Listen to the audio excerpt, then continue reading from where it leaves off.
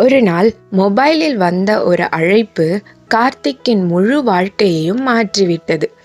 சென்னை நகரத்தில் வாழ்ந்தவன் கார்த்திக் ஒரு சாதாரண ஐடி வேலை செய்து கொண்டிருந்தான். நல்ல சம்பளம், ஆனால் மன நிம்மதி இல்லை. அவன் தினமும் அல்லாரம் அடிக்கும் முன்பே விழிப்பான். அல்லாரம் ஒலி அவனுக்கு ஒரு நினைவூட்டலாக இருக்கும். மீண்டும் அதே வாழ்க்கை என்பது. ஆஃபீஸ், டிராஃபிக், டெட்லைன்ஸ் இவையெல்லாம் அவன் வாழ்க்கையின் ஒரு சுழற்சியாக மாற்றிவிட்டது. அவன் மனதிற்குள் ஒரு கனவு இருந்தது.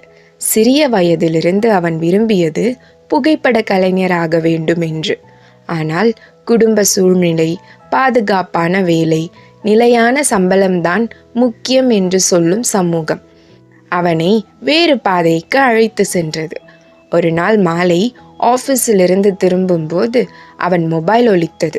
அவனது நண்பன் அரவிந்த் கால் செய்திருந்தான். டேய் கார்த்திக், நான் ஒரு டிராவல் டாக்குமெண்ட்ரி பண்ண போகிறேன், ஒரு ஃபோட்டோகிராஃபர் தேவை, எனக்கு ஃபஸ்ட்டு நீ தான் ஞாபகம் வந்த என்று சொன்னான். அந்த ஒரு வாக்கியம் அவன் உள்ளத்தை குலுக்கியது. அவன் அமைதியாக இருந்தான். அவன் மனதில் 2 குரல்கள். ஒரு குரல் சொன்னது, வேலையை விட்டு போனால் என்ன ஆகும், ரிஸ்க் தானே என்று. மற்றொரு குரல் சொன்னது, இதுதான் நீ வாழ்நாள் முழுக்க காத்திருந்த வாய்ப்பு, உன் கனவு என்றது. அவன் அந்த இரவு முழுக்க தூங்கவில்லை.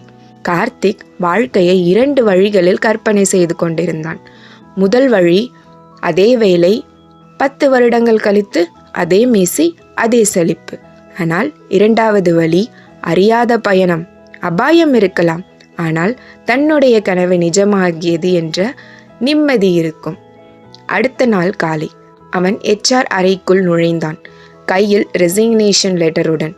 அந்த கடிதத்தை கொடுத்தபோது அவன் கையில் நடுக்கம் இருந்தது, ஆனால் மனதில் அமைதி இருந்தது.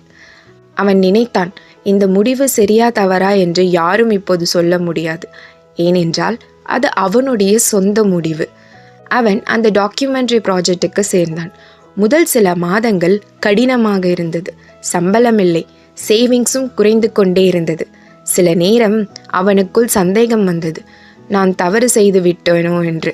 ஆனால் ஒரு நாள் லடாக் மலைகளில் சன்ரைஸ் கேப்சர் பண்ணும்போது, குளிர் காற்று முகத்தை தொடும்போது, கேமராவில் அந்த அழகை கேப்சர் செய்யும்போது அவன் மனதில் ஒரே ஒரு உணர்வு, நான் கண்ட கனவு இதுதான் என்பது.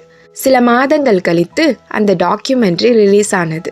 சிறிய அளவில் ஆரம்பித்த ப்ராஜெக்ட் போது இன்டர்நேஷ்னல் அவார்டு வாங்கியது. அவன் பெயர் மெதுவாக பரவ தொடங்கியது.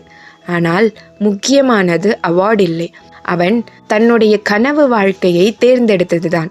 ஒரு இன்டர்வியூவில் கார்த்திக்கிடம் கேட்டார்கள், நீங்கள் அந்த வேலையை ரிசைன் பண்ணும்போது உங்களுக்கு பயம் இல்லையா என்று. அவன் சிரித்து கொண்டே, பயம் இருந்தது, ஆனால் ரிக்ரெட் இல்லை என்றான்.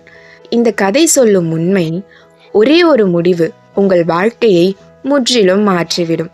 ரிஸ்க் இல்லாத வாழ்க்கை சேஃபாக இருக்கலாம், ஆனால் அது உங்களை உயிருடன் உணர வைக்காது. நீங்கள் எந்த வழியை தேர்வு செய்தீர்களோ அந்த வழியில் நிம்மதியாக நம்பிக்கையுடன் செல்லுங்கள். ஏனெனில் வாழ்க்கை ஒரே ஒரு முறைதான் கிடைக்கும்.